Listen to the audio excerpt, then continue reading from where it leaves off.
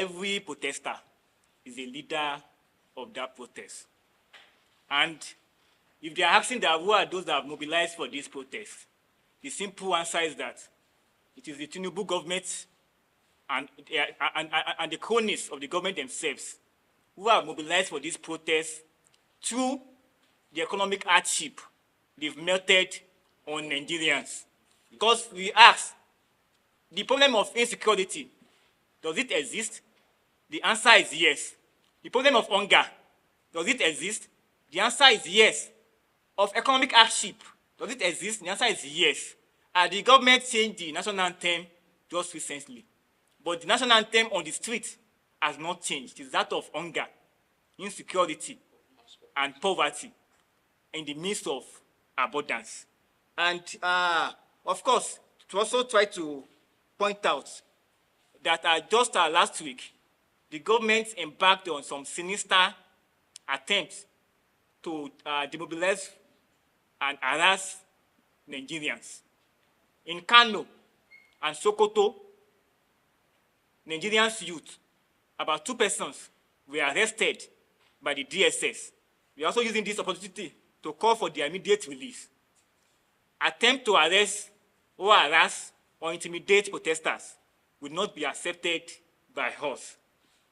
And to also point out the NSAS protest, because in the media these days, the government keep asking us not to protest because they don't want what happened during NSAS to repeat itself.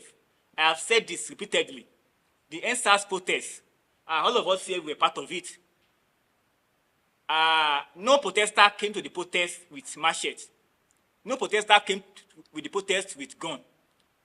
Protesters joined the protest with placards for a Nigerian flag and their voices for it to be heard. Those who unleashed attack, violence on the NSAS protest are first the Nigerian police in Lagos, Abuja, and in key places where the protests organized. In Abuja here, on the very first day, the police attacked the protest at Berger Bridge. Protesters were attacked there, so that we are not people who are not peaceful.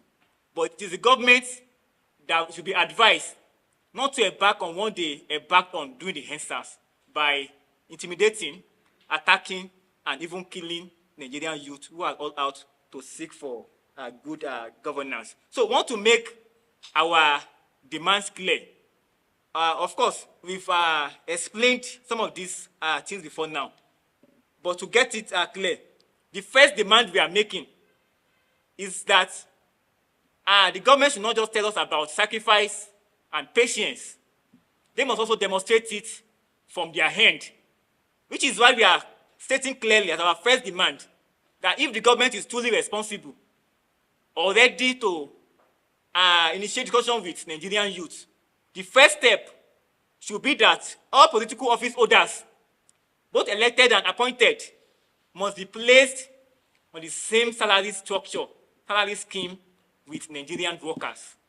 We don't want a society where workers will be subjected to 70,000 naira minimum wage, and people who are just meant to work for 4 years, either elected or appointed, will be going home with millions and billions of naira in their account. We feel that one of the problems we have is that Nigerian people, those who claim to be leading us, and people who are being led, will live in a sharply different economic reality. It is the reality of an economic system where Nigerians have to go to hospitals that are not well equipped, while our leaders have to fly to America, Dubai, or so for medical tourism, which is why we are making this as the first point of call, that all, both elected and appointed political officers, must be placed on the same salary structure with Nigerian workers. And secondly, we identified that the increment in fuel price and tariff of electricity is one of the major factors that's led to the decline in the economic condition of the Nigerian masses. And we are calling for the reversal of all of the increment that have been carried out since the emergence of the Tinubu administration. Therefore, we are demanding that fuel price and electricity tariff should be returned back to the price it was before May 29, 2023. And again, we reject the proposed or the recently announced minimum wage of 70,000 naira for Nigerian workers. We believe that, based on calculation, even from the labor leaders themselves, who have calculated that for Nigerian workers to survive, we need to earn at least 615,000 naira in a month. And also refer to the World Bank speculation that as far back as 2022, that the extreme poverty line is $2.15, which would mean that in Nigeria of today, 3,000 naira per day for someone who can be categorized to be someone who is extremely poor. And there's no justification why Nigerian workers should be in that category, which is why we feel that the 70,000 naira that was passed recently is grossly inadequate and insufficient for Nigerian workers to live. Therefore, we are demanding that it should be reviewed and to a sum not less than 250,000 naira for Nigerian workers. And also, we are demanding for a progressive taxation system where the poor people do not have to pay for the enjoyment of the wealthy people. A taxation system that will take into account the inequality and wealth gap between the rich and the poor. Also, we note that within the last 1 year, especially since the Tinubu government announced the student loan scheme, which we have expressed that this scheme itself is nothing but an attempt to turn Nigerian students into debtors. And we state clearly that the Nigerian state has enough resources to ensure that Nigerians get education that is quality, affordable, and free. We have lived in this same Nigeria where many of the leaders today benefited from a free education system, and for which even included free food given to Nigerian students at a point. I mean, that was even at a point where the major source of revenue of Nigeria was not even as large as it is today. So that there's no reason why Nigerians should become debtors just because they want to benefit from education. And we noted that recently, all the major universities, polytechnic and colleges, including the unity schools, have increased their school fees astronomically, exorbitantly. And we are calling for total reversal of all of the fees that has been increased from Uniben to OAU to Unilag to polytechnics in Nasarawa and everywhere that has been increased. We are demanding for immediate reversal of all school fees that have been increased within the last 1 year. And we also take note of the oil and gas sector, that despite talks from the government over the years, despite budgeting billions of naira for the refineries that they claim they want to make functional, what is obtainable today is that none of these refineries, despite getting billions yearly, is working. So that we are demanding that all of our public refineries should be fixed and made functional. And we are also demanding that the process of building new ones should also commence. Of course, today, there are talks around the Dangote refinery. And what we are stating is that if the Nigerian government have not neglected our public refineries over the years, there won't be need for us to rely on Dangote, who is all out to make profit out of our common resources. And we have seen examples of this even in other aspects of the economy, which has been placed in the hands of private profiteers. So we are demanding that our own public refineries should be made functional and building on new ones should commence. And we also state that despite after 4 years, the NSAS protest, we still have many of the youth who were arrested during that protest and even after that protest, many are still languishing in different prisons today in Nigeria. Many who lost grossly part of their body or even their economic life during that process have not been compensated. And we also take note, recently, the ECOWAS Court of Justice claimed that found the Nigerian government guilty of gross human rights abuses during the NSAS protest. We'll take this cause serious and continue to demand that all those officers and those who are complicit in the attack, killing of protesters during the NSAS protest, especially the Lekki massacre, we need to bring them to justice. So we are still demanding for justice for the NSAS protest. And we're also making this call to demand that during, before, or after the protest that has been declared to start on August 1st, no protesters should be arrested, attacked, or harassed by any of the security operatives.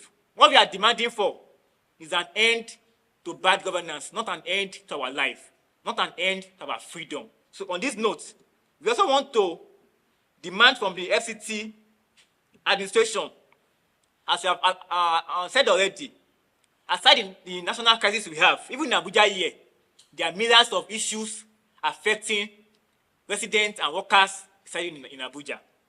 And our first demand is that we demand an immediate cessation of all demolition that displaces families and communities without adequate compensation. We believe that because so far the excuse has been that we need to develop some of these areas, but development should not kill the well-being of Nigerians. You cannot displace thousands of people without providing alternative accommodation for them temporarily within the period you want to use or develop that land for. Because the problem you have is that people have to go into streets, become emergency hoodlums, become thieves, and cause another social crisis for us. A serious and responsible government must have such insight and see that even if there's need to demolish a place, it must be to first discuss democratically with the residents who will be the major people that will be affected from that demolition, and give them an alternative accommodation both for those who are living or engaging in economic activities in that area, and ensure that when these projects are completed, these persons are also returned back to their original state. Because what we've had in recent period is that once you develop a place, people who are living there before will not be able to afford the cost of procuring other house or even shops in that place before. Because we've seen different examples where lands are hijacked to build estates where they have to pay millions of naira to acquire, and Nigerian workers are not opportune to get some of these structures. So we are demanding that demolitions should be stopped, and where there is need for building of new structures, it should be built with the aim of making it affordable to workers and residents in Abuja. We also demand strict regulation to control rent increases and prevent exploitation practices by landlords. Housing should be affordable and accessible to all, not the luxury for the few. And we state this with the clear belief that housing itself is a right. Nigerian workers, youth deserve to live under comfortable and conducive environment, so that the government itself should not leave housing sector in the hands of developers, estates, and profiteers who are all out to make profit. Nigerians themselves, the housing sector, must see how they build houses that can accommodate Nigerian workers, Nigerian youth. Houses that will be affordable and accessible to Nigerian youth. Also, we demand the utilization and repurposing of the numerous empty estates scattered around Abuja. to provide housing for those in need. These properties should be used to alleviate homelessness and improve living conditions for all residents. People who are conversant with Abuja will note that today we have many estates unoccupied, empty, because people who want to be living there cannot afford what it takes to live in these places. So we are demanding that these estates should be repurposed and given to Nigerian workers who are in need of such facilities. Also, we demand the reduction or elimination of the heavy taxes imposed on informal workers who are already struggling to make ends meet. These workers are the backbone of our local economy and deserve fair treatment and support. So, comrades, these are the demands that we are making from the Nigerian government. And we hope to drive home these demands by calling on Nigerian youth not to be scared in their own land. For Nigeria belongs to all of us. Nigerians must not be scared of coming out to protest. So we are enjoining Nigerians to come out on August 1st as the point of protest which we are going to make public very soon, to come and exercise their democratic rights on August 1 and beyond. We are also using this opportunity to call on the Nigerian Labour Congress and the TUC not to become onlookers in this protest. We are demanding that NSC and TUC must also give support to this protest and back it up with a nationwide strike action coupled with this protest that we are demanding. So we are calling on NSC and TUC as a matter of urgency to also demand a call for general strike action in Nigeria.